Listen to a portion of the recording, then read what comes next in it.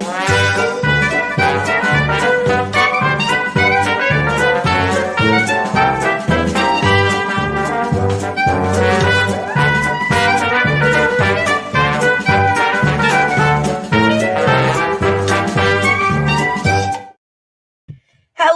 Tummy and Coos fans. It's me, Candace, back for another author event. And I know that I always say that I'm excited, but if you've ever been into the bookstore, you will understand how excited I am about tonight's event, because I am talking to Kira Jane Buxton, author of Feral Creatures, the follow-up to Hollow Kingdom, which was one of my favorite books that I am constantly recommending in the store. If you've ever talked to me in here, you have heard me talk about Hollow Kingdom for sure.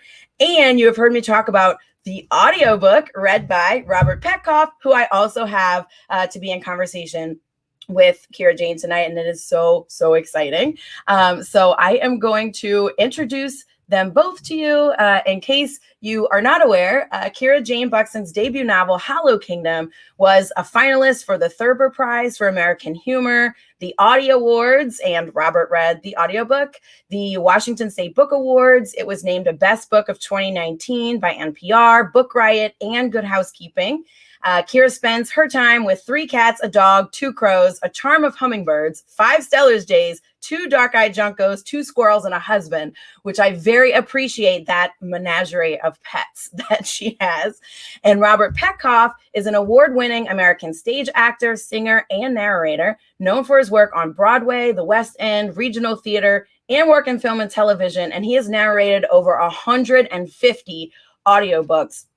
And if you've listened to an audiobook, you've probably at some point heard Robert Petkoff reading it. So I'm so excited. Welcome to Kira and Robert. Thank you all so much for being here. Yay! Hello. So I am going to sort of just duck out of this and be excited to listen to y'all talk. Thank you, Candace. Thank you. I can't tell you how much I wanted to start this by going, listen, my throat, a little sore, so I'm going to whisper. Yeah, I'm not surprised from 150 books. Well, it's funny. Right? It's a little old, that thing. It's over 300 books now. So yeah, I just keep working. It's good. It's a good thing. It's a good thing.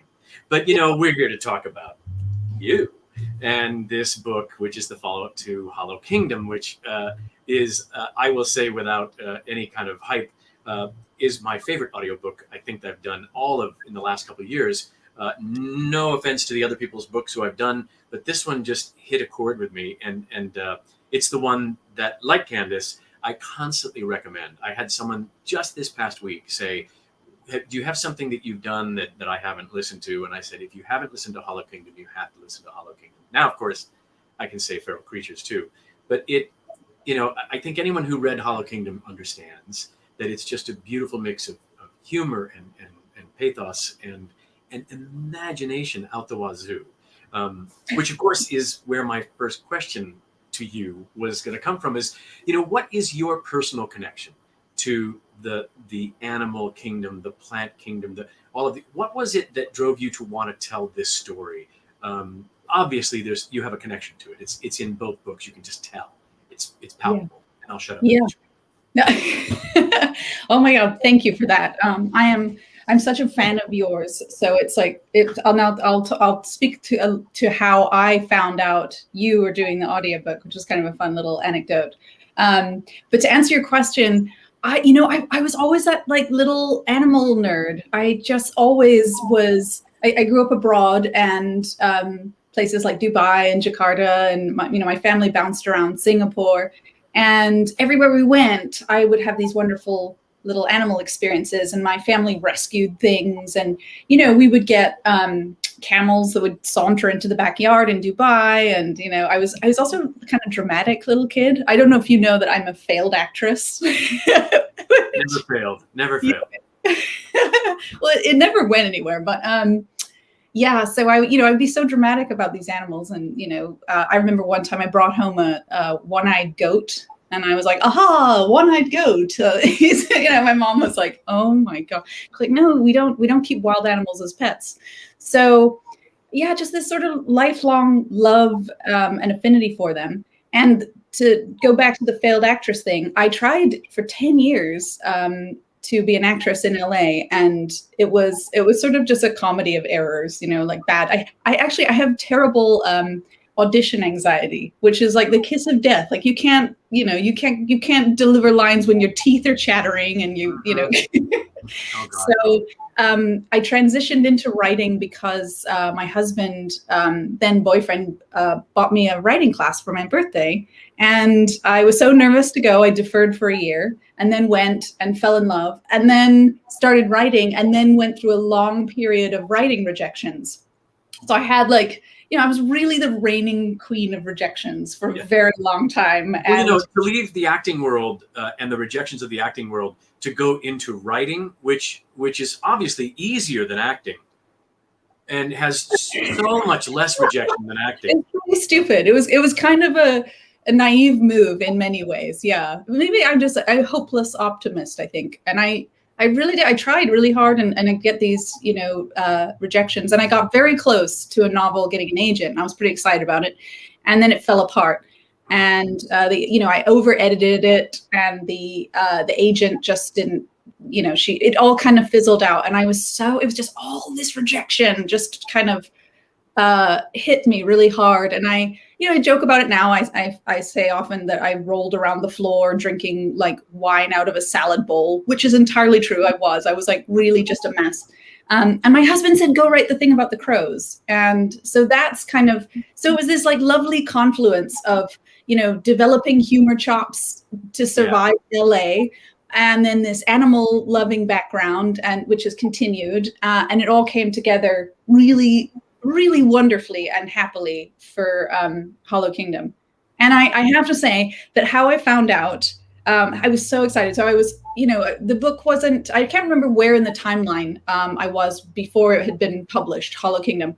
And I was Googling something, which is something you should never do. Don't Google your name or, your projects. But I was looking for something and I saw it said, sound clip of Hollow Kingdom. And because I hadn't been told through my publishing team. And I saw it and I thought, some bastard has ripped off my novel, and I was all vitriolic. And then I clicked on it and I started listening and I said, oh my God. And I ran upstairs to my husband and I said, oh my God, he's alive. ST's alive. And you just brought him to life so beautifully. I was over the moon. It was such a great moment.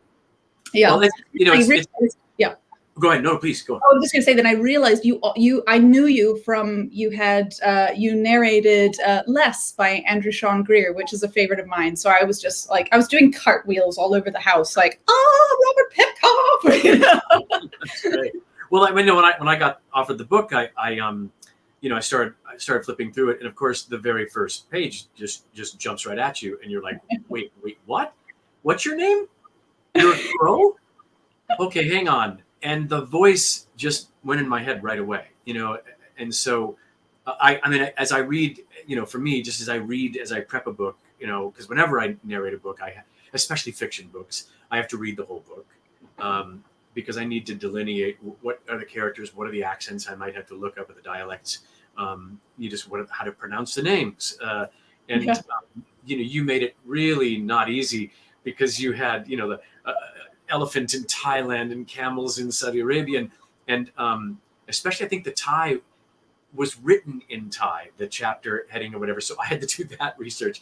But, as I do it, voices just start entering my head as I read the lines of the character. I start coming up with voices, not consciously, but it just as I'm reading it, they enter. And ST was there, but when I started recording it in the studio, I recorded the first chapter, and by the end of the first chapter, I said, wait, I get him now. I didn't quite have him in the beginning. And so I said, I hate to do this because it's a lot of time. Yeah. Let's go back and start again and start from the beginning with this voice that I now have in me. I now know. And of course, when Feral Creatures came up, it was, oh God, I have to listen to Hollow Kingdom again just to remember what I did because it's been so long. And so, yeah, it's interesting because I never listened to my stuff and going back and listening, going, oh, this is such a good book. It's so good. So now, Feral Creatures, which I don't want to talk too much about the substance of feral creatures, just because. Yeah. No, I don't want to do any spoilers. Yes.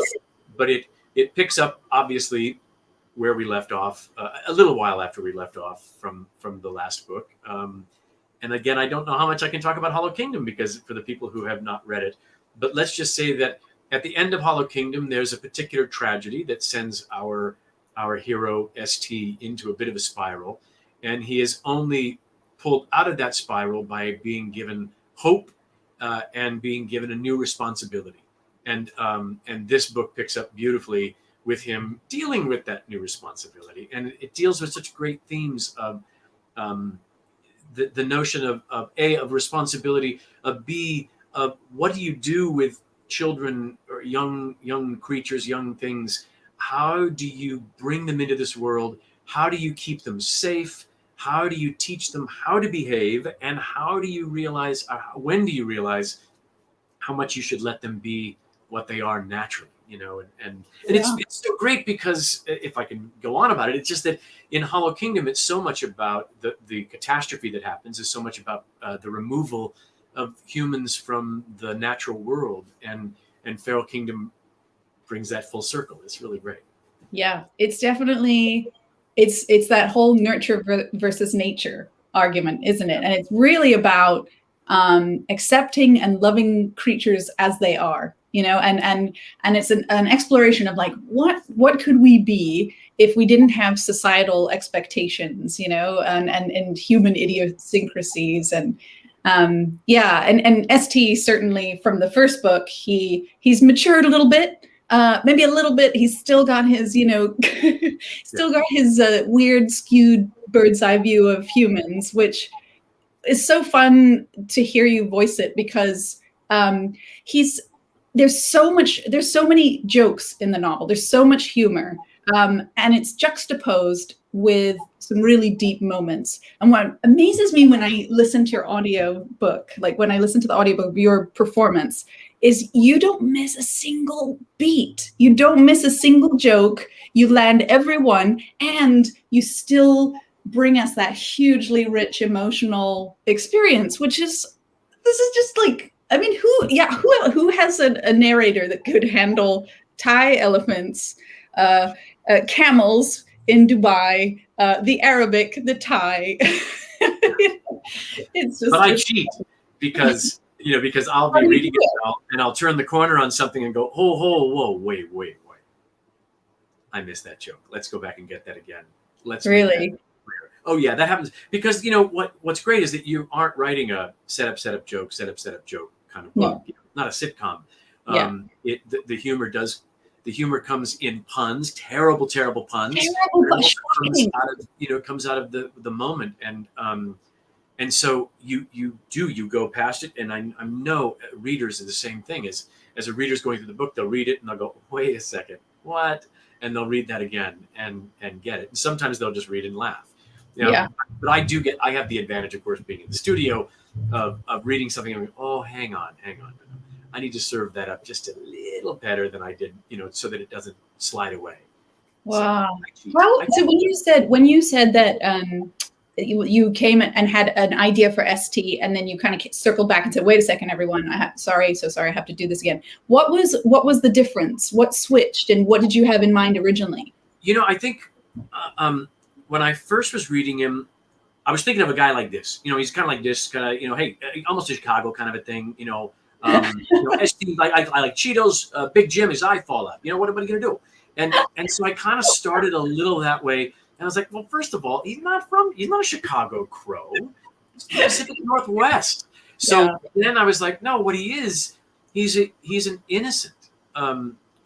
He's a cynical innocent. I think that's a great way of describing him, because he's very innocent of the world he came from, but he has the cynicism of a human who was his mofo, who has sort of taught him about the world in a very funny way.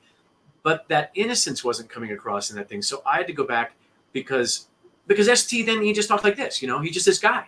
And here's the way life is. Life is this kind of thing. And one day an eye falls out of a guy, and I'm desperate to find out, what did we do? And so that it comes across as more open to a new experience. That's the thing, that it's like the innocent cynicism is weird to say, but it is that innocence in him that keeps him going. Seems so hopeful. He's such an optimist. Yes. In the first book, especially, that he's saying, I will find someone to fix all this. There's got to be a mofo out there that can make everything go back to the way it was and let me go back to my life with Big Jim. And right. and so that kind of that beautiful romantic idea of chromantic, one might say. Yeah, chromantic, very chromantic.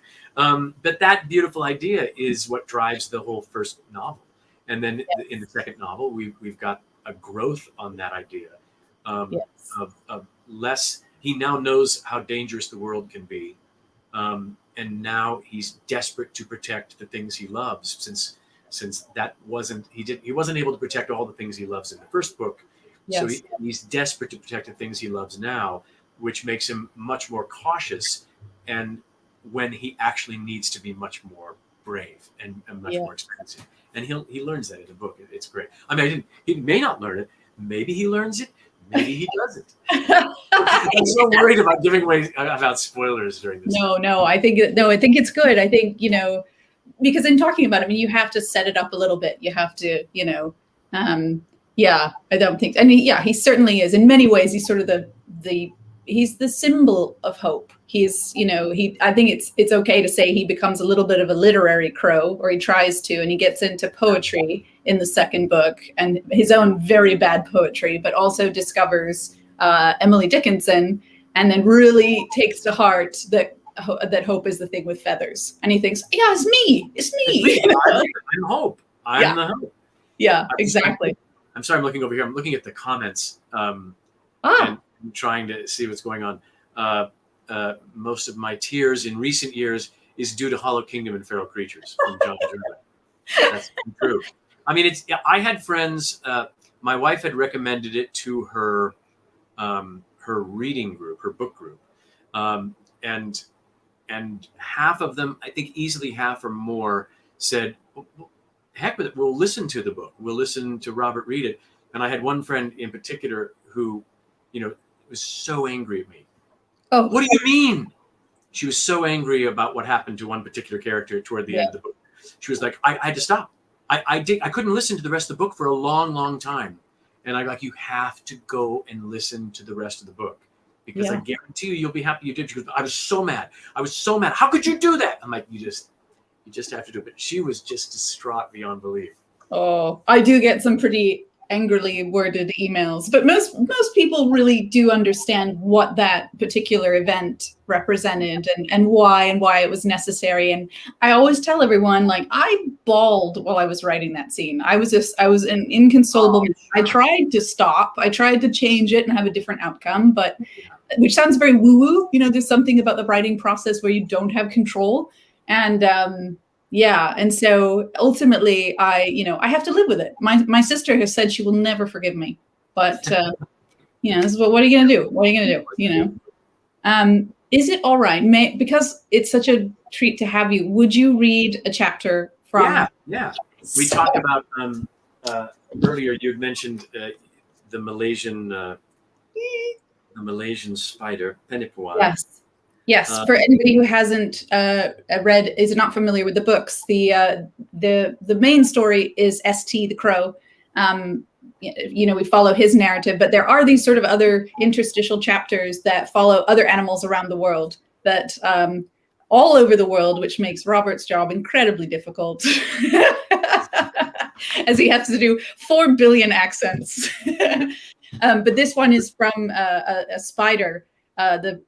The point of view of a spider in Borneo. Yeah. I have to say, one of the very first audiobooks I did, I had to do, it was Josh Bazell's Beat the Reaper. Great book, just guts full, and almost a great Tarantino feel to it. I loved doing it, but he had a discussion between an Irish nurse and a Jamaican nurse, and Jamaican is my Achilles heel. The Caribbean accents are something I rarely need to do them, so yes. Do it. And we literally, Michelle McGonigal, who produced this audiobook, was producing that. We literally stopped and tried to do it quite a bit the first time we were doing it.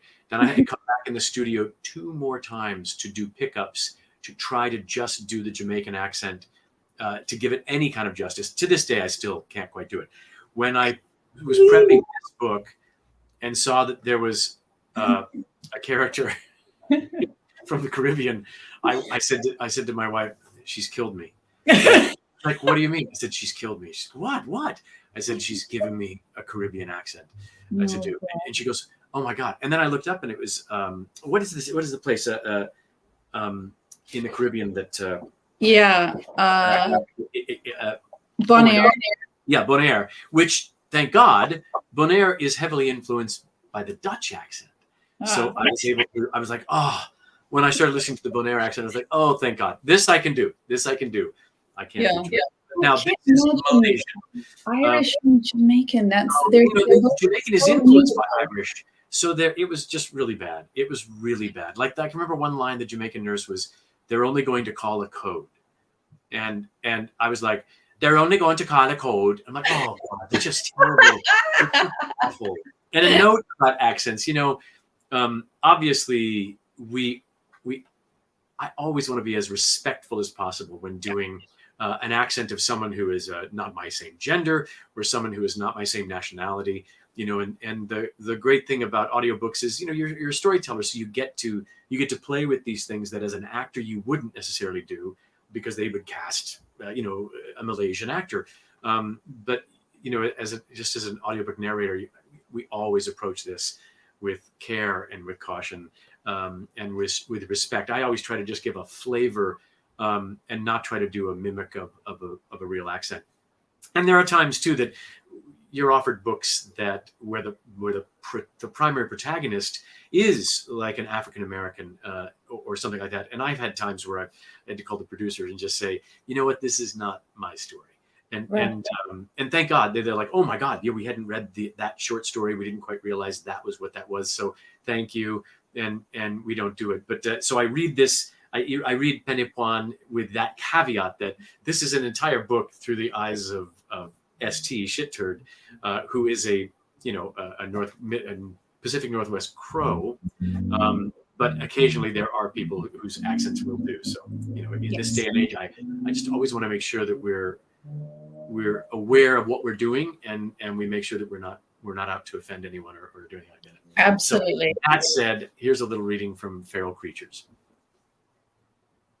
Chapter 11. Penipuan. Miramarachni Jumping Spider, Sabah Jungle, Borneo, Malaysia.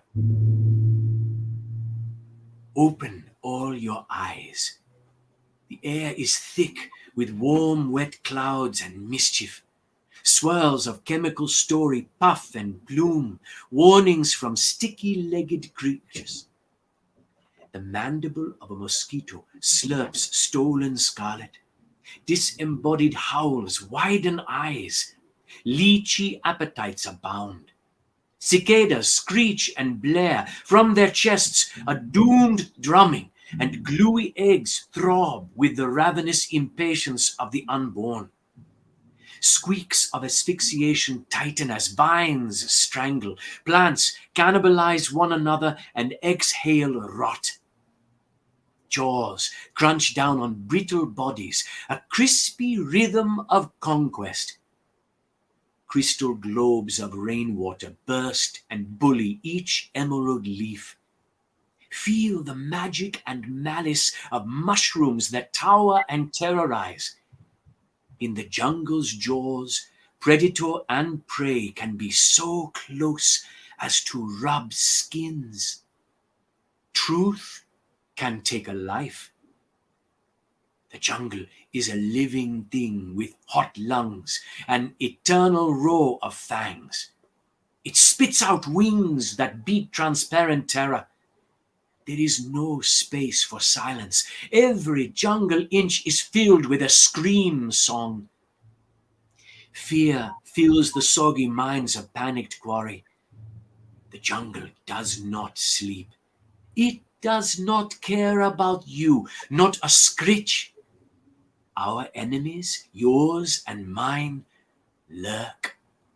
We are always a screech away from death. And all around, like the churning boil of living soil, swarmed the jungle's most powerful army, the red soldiers, militia of ants. I am not what I appear to be. I play a game of life or death. I have changed my body and my mind. I am a morphing trickster, insect imitator. I lift my front legs up to make a red soldier's antennae. My eyes have dark patches, a thrilling illusion of an ant's orbs. My body sprouts reflective hairs. What a clever copy, a fantasy of a shiny, segmented body. I must believe I can carry a great stone alone, that I have the stomachs, 2 stomachs, of a formidable red soldier. I do not whisper about my silks. Shh. It is a spider's secret. The stakes? You cannot think about the stakes. About what will happen if a red soldier smells your clever disguise. If that red soldier calls in chemicals, summoning the power of 1,000,000 strong. Don't think about the jungle's crushing jaws, the combined muscle and colony mind of the most powerful army on earth. You must not think about how your body will be pulled apart in the segments you have mimicked. And you must never, never allow yourself to think of the greatest threat, their indomitable queen. You cannot think of these things. In the jungle, there is no space for fear. A red soldier is coming. 2, no, 3 approach. Shh. 1 is up close next to me, his armor shining like sap. I think ant thoughts. I wave my antennae, make busy business, never stop moving because I am a soldier of the Red Army. For a blink, I am alone. A solitary red soldier bustles forth. Recognition glistens in his black eye. He feels me, false pheromones, the truth of me. I strike with the will of war, piercing his body with my hollow fangs and releasing slick venom. Quick as wings, I whip my silks, wrapping the body of the great red warrior and launching us from leaf, and we drop down, down, down on a long, secret silver line to where I feast on the body of my fellow soldier, face first. Eat and avoid being eaten. In the jungle, you can be predator or you can be prey, or you can be both. I am not a spider. I am an ant. There it is. Woo! Bravo! So fun. It's such a fun thing. And you know that to visualize that ant out there going, okay, I'm an ant. Yeah. That spider going, Spider. I'm an ant. I just love it. I love that he says he has to think that he can carry something that much heavier than his weight. You know, it's just fabulous. It's wild, isn't it? And it's just so amazing. That's why I'm so captivated by the natural world, is that I can't get enough of that. That's out there. That's, you know, there are these spiders, the Miramac. I'm gonna say it right now. Mirmarachne jump.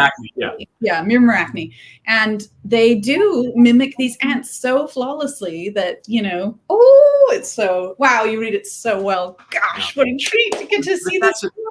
That's what's so great about the book. It's just so fun. Is you have so many different places to go, so many different voices to do, so much. You know, it's such a journey. Each of these books has been such a great journey. So it's just such a blast to do. Now, speaking of that journey, when you were writing Hollow Kingdom, did you envision it as a trilogy or or having a sequel already, or did you do the book and then suddenly go, you know what, there's more to tell here? Yeah, it was, I thought it was just going to be ST's story. And it wasn't until, and I'm trying to think of who the first character I wrote was. I think it's the polar bear in the first book. Nope, that's not true. It was Genghis Cat.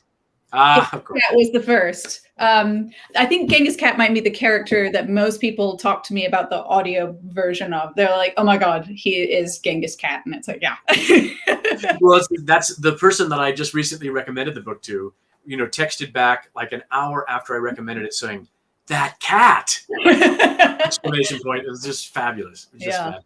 Based on a real cat, yes, that I lived with. And it's so kind of when I wrote Genghis Cat, I thought, oh, how fun, who else would be around? And then there was Winnie the Poodle. And then I was really intimidated to write the polar bear scene because, they're the poster animal for climate change. And I thought that would be so easy for that to be really or too saccharine so I was very reticent to do it. But when I did it, I liked it and thought, okay.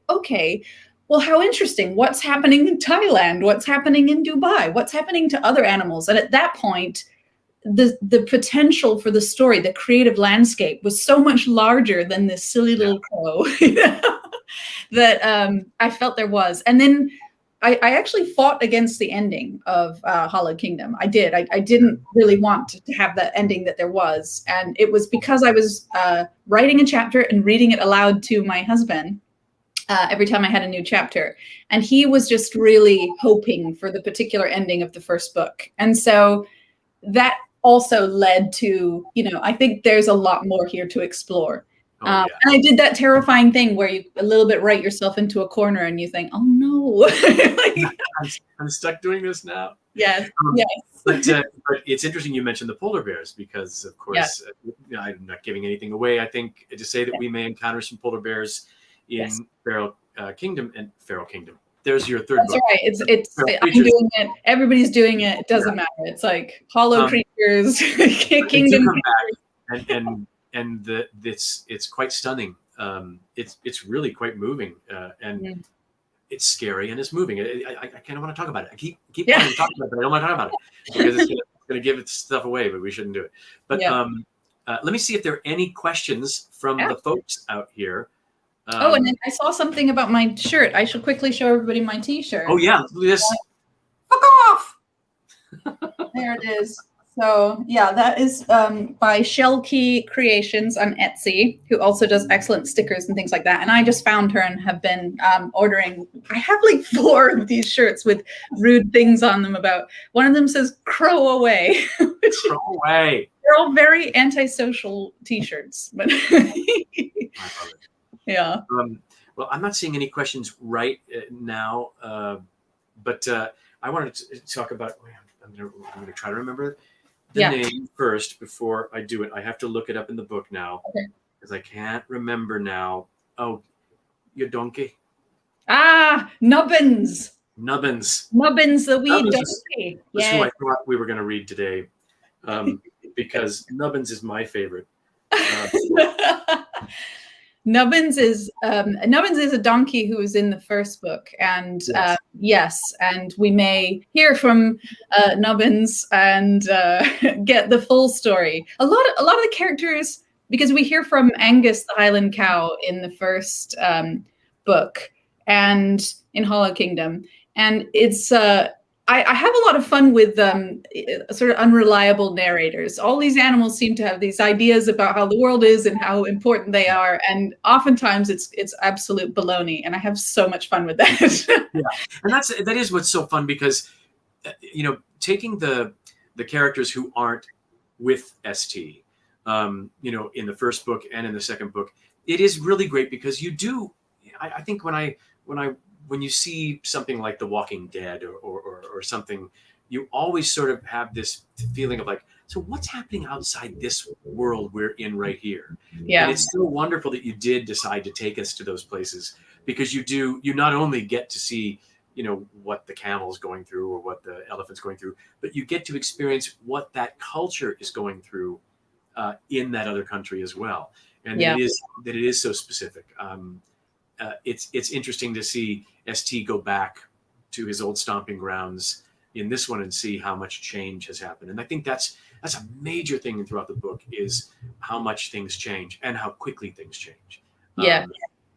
And I think that's one of those great life lessons that ST is going to learn as well, both in Hollow Kingdom and more so in this, is that thing that time just goes by so fast.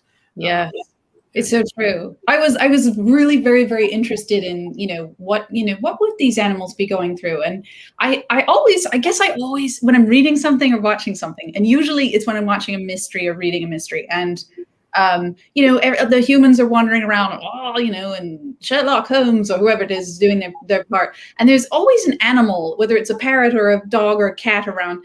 And I always think, I wish we could get their story, because they know who done it. They already know that shit. They're always, they know. So, and I know that he's lying, and she's not being completely correct. Exactly. And I think it's always interested in. I'm always interested in the fact that these animals are always. They're the secondary characters. There's a cursory mention of them. So I kind of wanted to do that with humans a little bit, and have them be, have us be kind of a little bit more in the background and the secondary, second fiddle, as it were. Yeah. But there's also something wonderful about an animal's, both in the first book and the second, an animal's interpretation of what certain devices were, certain things that the human world had. There's a great mine and trove of humor that you mined there, that you do in both books as well. And there's just some, there's always heartbreak in your books. Yes, I'm getting known for that now. Yeah. And there's certain moments. Well, you haven't finished the audiobook yet. There's certain moments you'll hear where I went with some of the letters and things that might be out there. That there are certain moments that, of course, for me, as I do it, I have to stop and take a moment, because you can't read with a stuffed up nose. And it really does. And this is something that happens in a lot of audiobooks I do. It's a good story. It doesn't matter that I'm the one reading it out loud. It's that the story itself takes you. You get pulled along with it, and before you know it, you're like, oh my God, this is no. And so there's some wonderful surprises, and I think there's a great, and I'm not going to give anything away, but there's always a great Kira Buxton twist at the end of the book that I absolutely did not see coming. Really? I'm like, oh, okay, cool. What? But it's so good. And so I highly recommend to anyone to buy this book, because again, it's a journey like Hollow Kingdom, but it's a journey very unlike Hollow Kingdom. Also, in that we go further down that dark road, I think, and where there were glimpses of the horror of that world, of what the world has become. The horror, I think, in this is so much more amped up. I think in a way it's that great cautionary tale. We talk about climate change, for instance, and we all talk about, we still have 10 years before we cross the red line, and we still have time to try to reverse it. We should all reverse it. But there will come a point, if we don't, where we realize that not only have we run out of time, but it's accelerated. The damage is accelerated. And I think that's something that's echoed in this book in a really good way too. That was definitely the impetus for example, I'm trying to get a wide emotional experience and connect people to animals that perhaps we don't feel connected with. People don't encounter polar bears very often. And if you can be moved to care about something, that's a step in a way to save it, to protect it. We can afford a species protection through human reverence. And so that's why I want you to laugh. I want you to cry. I want you to feel connection and to remember that we live on this freaking beautiful planet. And the IPCC report is not good, but there's still hope because we're still here. And, we need, policy change. We need climate focused future. That just has to be the way it is. And my lofty goal is that, somebody reading it might feel moved to care more, about the environment. That's the goal. Yeah. But I do still get a lot of angry emails. I'm sure. I mean, this is the nature of our country right now. And how long does it take to record an audiobook? That's something I'm not sure. For Hollow Kingdom and Feral Creatures, about 4 days. Working about 10 to 6, or about 10 to 4:30 or 10 to 5. It's not an 8-hour day because your voice gets tired, and yes, you're talking, all that time except for the break you take for lunch, and then stupidly you talk to the engineer during lunch. The guys are like, shut up, eat your lunch, and let your voice relax. Rest. I mean, I'm lucky because I had a lot of Shakespeare in my early years, so that's what helps me with phrasing, phrasing and doing things. I mean, thank God you are so much easier to read than like David Foster Wallace, for instance. You did throw in some footnotes in here, which every time I do a Foster Wallace book, it's like, okay, how am I going to incorporate the footnote within the parenthetical?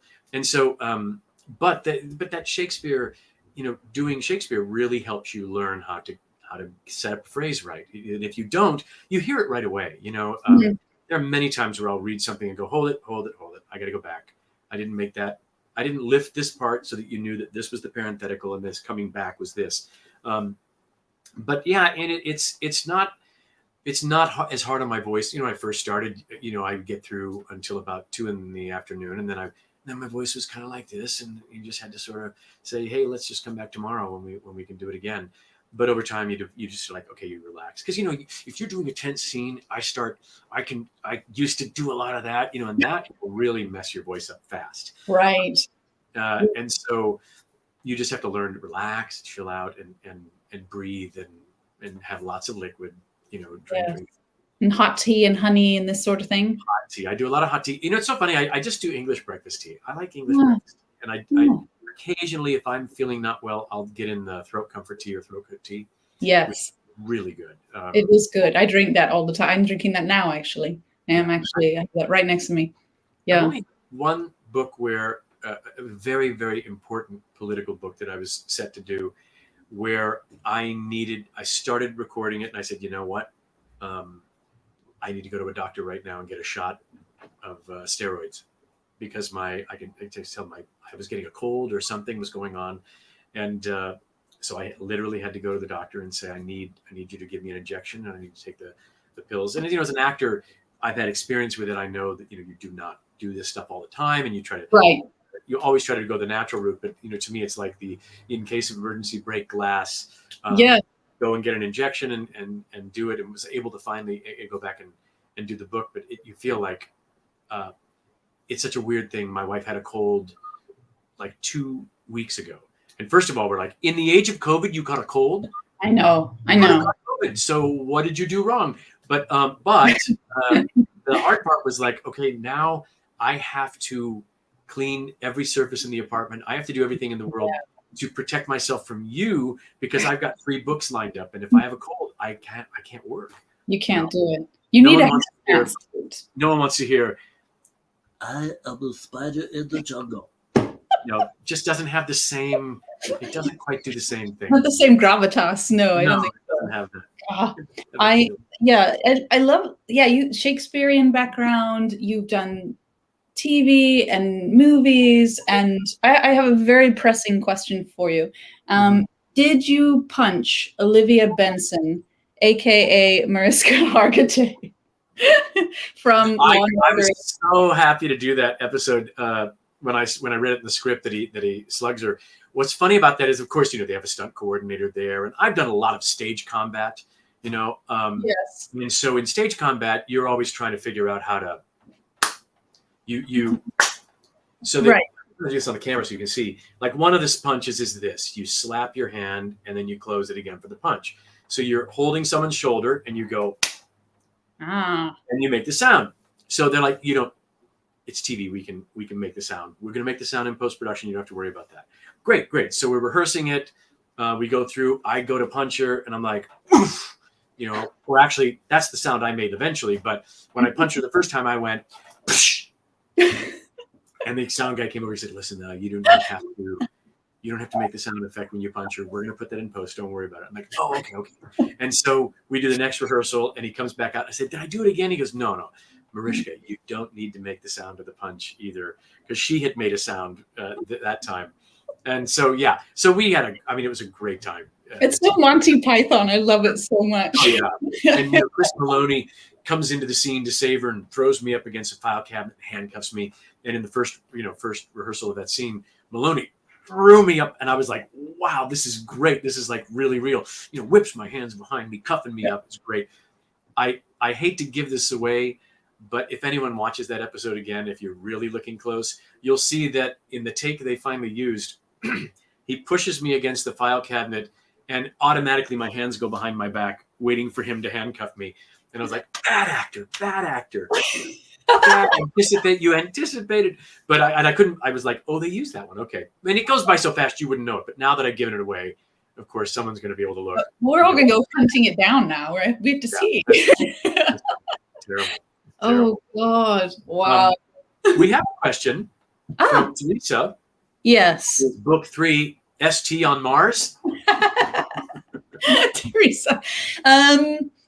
No, but well, I mean, I never say never. Who knows? I suppose he could hitch a ride with zombie Bezos or Branson or Musk. Go to a colony on Mars. And I haven't seen any giant phallic rockets in your book so far. None, not even a one. Yeah. Maybe to its detriment. I don't know. Yeah, maybe that's all it's missing.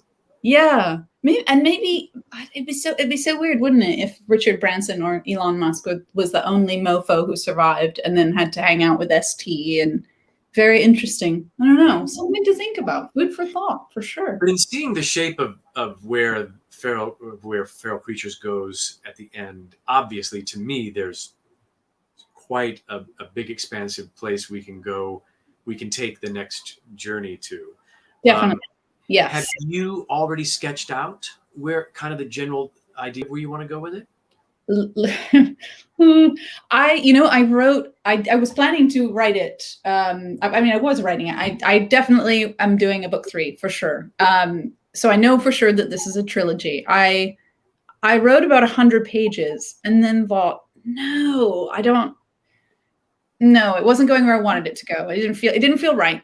So, and it was good. I'm a big believer that no word is wasted. You can use stuff. There's a lot of connecting and backstory, and that all worked. But then the world went bananas, and an actual pandemic happened, and I just couldn't focus on this world. I couldn't write about something terrible that happened to humanity when there was something terrible happening to humanity. And it's not that I couldn't read or edit what I'd already written. It was just that I think I didn't have the levity to come in with the jokes that were needed and the fun of it. So I needed to step away. So I stepped away and wrote another book that is much lighter, much still funny. It's funny fantasy. And so that is where my focus is right now. But then I'll be going back to ST, and I do feel excited now to start thinking about it again and maybe incorporate a very large phallic spaceship. And see what happens. Well, John was asking here, not including ST, what were your favorite characters to write and read for Hollow Kingdom and for Feral Creatures?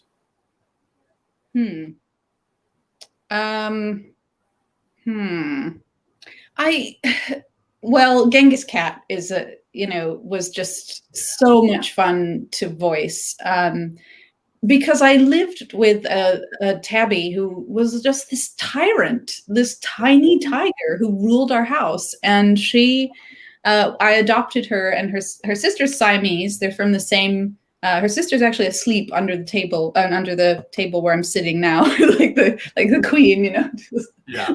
She loves to listen.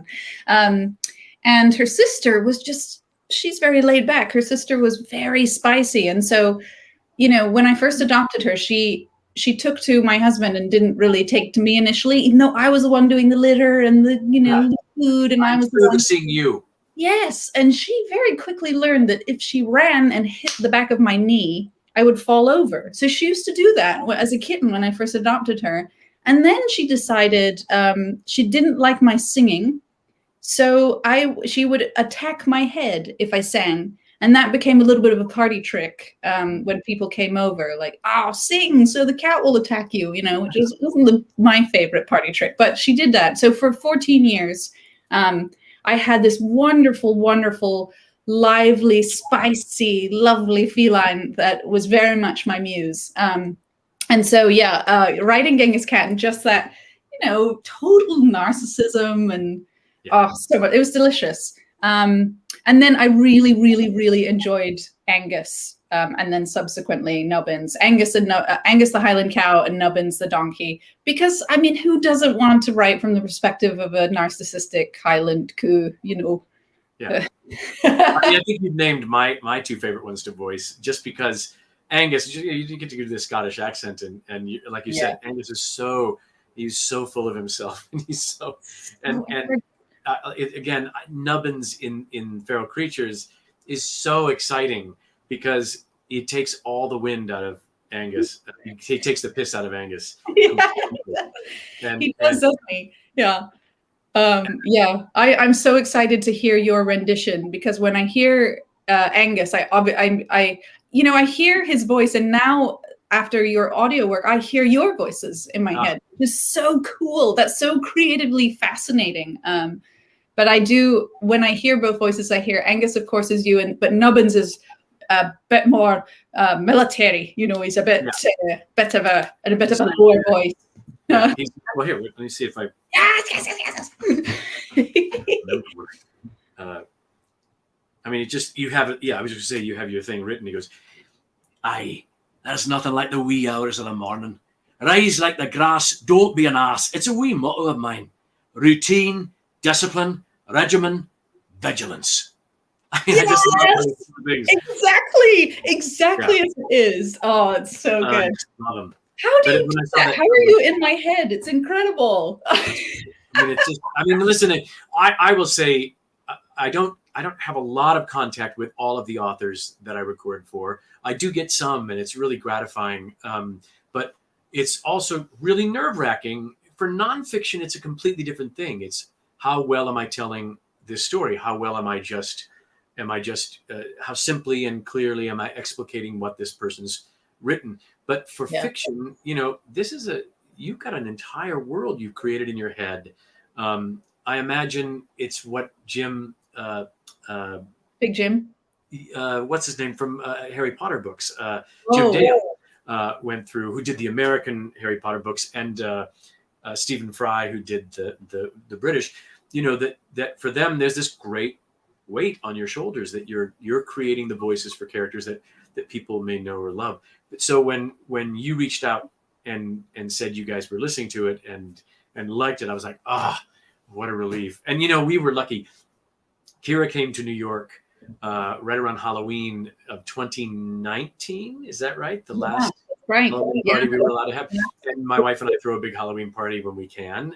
We haven't had that in a couple of years. And we're like, come to the Halloween party. So we got to meet Kira and JPEG and at the party, which was really great. Nice. That was one of my favorite parts of being in New York. That was so much fun, that party. All of your friends were incredible. And I love that. So I knew it was a Halloween party, and I brought a little crow mask, and I walked up and I buzzed the doorbell, and Robert suddenly appears. He said, "I know who you are." Because we had never seen each other before. And exactly. We'd never seen each other. And I remember that everybody came in the most, everybody was a legitimate, probably Broadway actor, and came in these outstanding costumes. It was just splendid. It was so good. It's a busman's holiday sometimes for the actors to dress up in costumes. People are always like, why do you like to do Halloween? You're an actor. You're always putting on costumes. I don't know. Ever since I was a kid, I love Halloween. And so, it's a lot of fun. It was really great to meet you. And it's been such a real pleasure when I read that Feral Creatures was coming out, I was like, I better by God be doing that book. And of course, Michelle McGonigal at Hachette, I'm sure there was a moment she was like, never a question. Right. Of course you're going to do this book. I was nervous because I was messaging my editor, who's not part of the audio team, and I kept sending her these messages like, Robert Petkoff. I need Robert Petkoff. Only Robert Petkoff. And she was just like, she eventually stopped and ignored them. So when I found out, I was so relieved. I was so relieved. And I see we got a little request from Teresa. Robert, and I don't want to abuse the fact that you're here, but is there any chance you do a tiny bit of Genghis Khan? Let me see if. And of course, if it's don't worry, because the other side of this is that Robert has done over 300 audiobooks, and for him to suddenly have to remember a character. I know, I can't quite remember what I did, but I'll read the first chapter. Oh, you know what I can do? I can cheat. Yeah. Because I have the audiobook online to listen to myself. And so I'm going to very quickly just do a little. Yeah, thank you. All I have to hear is that much, and I'm like, I know what it is. Okay, this is chapter 28, Genghis Cat, gracing whatever shithole this is. Oh, Washington, Robert, USA. Robert, no? Can I stop you for a second? Because that one is. Going to give something away? It might do. Oh, yes. I've just read the first line. How about Hollow Kingdom's version? Yes. That would do it. You stopped me. I'm so glad you stopped me. I just read that first line and I was like, oh, this is not a good idea. No, it's so difficult to talk about this book. I'm just excited for when people have read it and then we can talk about what happens, Yeah, it's there's this interesting lag time between, when the book is out in the world and when people have read it. And so yes, and it's so interesting because in the first book, I painted myself into a corner by calling him Genghis Cat. And, there is a giant group that says, no, the proper is Genghis Cat. Oh, really? And so I'm like, oh gosh. All right, here. I have found chapter 4, Genghis Cat, a home in Capitol Hill, Seattle, Washington, USA. There has been a change in the order of things that I can't quite put my claws on. My observations. 1, it's quieter out there. This makes the game more interesting. 2, there are no sprinting cars to compete with over squirrels. 3, there's a lot more to hunt. 4, there are plenty more hunters to fight it for. Hunters of all kinds. 5, there's decidedly less cheese available. Just do that quick one. I love it. So good. Oh man. I will say I was quite happy when I saw the name Genghis Cat appear in Feral Creatures. Yes. I'm so impressed that you can just sort of dive right back into that. That's absolutely amazing. Honestly, Gosh. Yeah. It's 7:59. Is it? Oh, Yeah. Yes, it is. Look at us. Are there any other questions for folks before we wrap it up? There were 2 people watching us, so, it's really Well, we had fun. Yes. It was really good. I'm trying to think if there's one last question for you. If you could write about any historical character in the world, who would it be? Oh, wow. I love that question. I'm sort of really a little bit into Tallulah Bankhead. And I just got her memoir and I haven't read it yet. Actually, that's not true. I started reading it and it was all full of some language I didn't really understand. It was it didn't really. So I need to sort of assimilate and but also somebody I'm sort of deeply enamored with is a lady named Mary Ansell, who wrote one of my favorite books called Dogs and Men. And it's been out of print for a long time. I think it was written in the 1920s. She was the wife of J.M. Barrie, who wrote Peter Pan. Ah. Yes. And I'm really interested in her because I think she had a very, very interesting life, and not a great time with men, and a very good time with lots of different canines that came into her life. And so, I might write something about her. I think she was also sort of maligned for being, I think, a big thing was that she was an actress, and she was maligned for lying about her age because she was getting older, but she looked younger. And so there was this big sort of like, no. And so she was really a victim of being a woman at the time. So I would kind of love the idea of maybe writing something to vindicate her in some way, because I'm very enamored of her words and have a lot in common with her, I think. Yeah. Fabulous. Yeah. Thank you so much for chatting with me. Robert, thank you. This was such a treat for me. Thank you, thank you, thank you. And thank you for the brilliant, brilliant job you did on Feral Creatures and Hulk. Yeah. Thank you for your brilliant book. Yes, thank you both so much. And thank you, Robert, for giving us all those voices today and like letting us hear all of that. It was amazing. It was so cool that we got to do this event with you. And the people in the chat seemed to like it. You know, there were probably at least 10 people watching this. That's right. So I want to remind everyone to, of course, buy books, because that's why we're here. And so you can buy the physical book if you want from us. Here we do have book plates from Kira that are on the way, not quite here yet, but we will have book plates coming from Kira. So if you get a physical book, you can get that. You can, of course, buy the audiobook if you want to hear the full version of Robert's reading. And that's a little shortened link if you want to buy the audiobook from us. I also found the link if you want to buy Kira's t-shirt. So that is it on Etsy. If you want to buy it, I also typed that into the chat. Awesome. So lots of fun things. And yes, thank you all so much. We didn't talk much about the covers of these books, but the covers are so good as well. Yeah. A gentleman named Jared Taylor did the covers, and he just absolutely nailed it. So beautiful. Yeah. He's spotted from Mars, I think. Oh, cool. Russian judge gives him a 10. And then just to leave everyone off, please tell our viewers where they can like follow you online or find more about all of your other work, things like that.